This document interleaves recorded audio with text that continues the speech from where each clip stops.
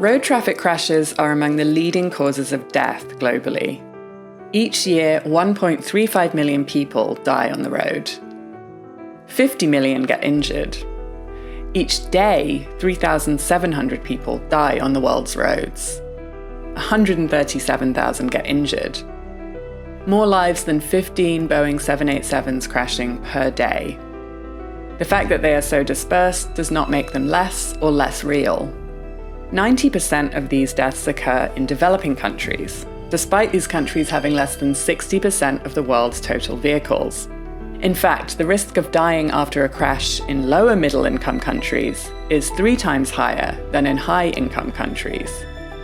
Continuing with business as usual would mean more than 375 million people would be killed and injured in the next 10 years. The costs of this invisible pandemic are extremely high, reaching as much as $1.7 trillion per year in lower middle income countries. If this trend continues, this could represent an additional loss to the global economy of $20 trillion by 2030. And costs do not end at the roadside. They have expansive ripple effects in the wider economy and fall mostly on the victims' households, often causing them to fall into poverty traps.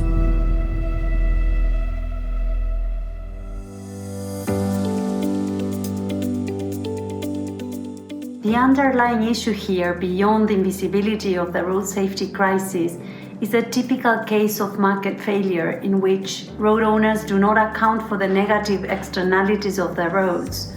What's more, many of the financial savings that would arise from making roads safer do not directly benefit road owners, but rather other sectors such as the healthcare sector, insurance companies, and so on. This misalignment of incentives does not help the cause. The World Bank estimates the funding gap at $260 billion when evaluating how much would be needed to halve road deaths by 2030. This funding gap will not be closed through public funding alone, and the private sector will need to step in.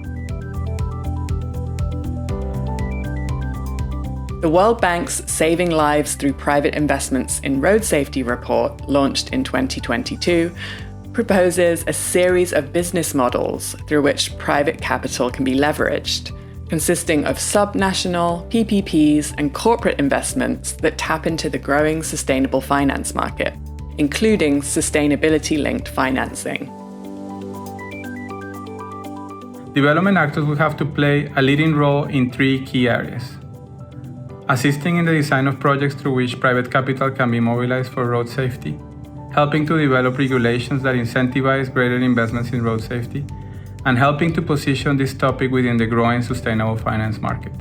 When it comes to positioning, IFC is already structuring road PPP projects that incorporate road safety targets and provide economic incentives for concessionaires.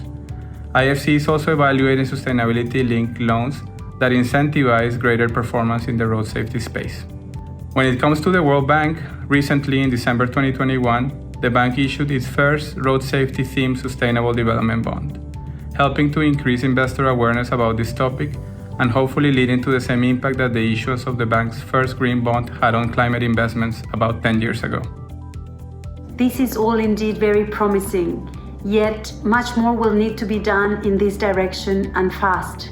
The cost of inaction has already been too high. The World Bank Group is committed to continue working on innovative solutions to help mobilize private capital to save lives on the road. So stay tuned for more projects to come. This is just the beginning.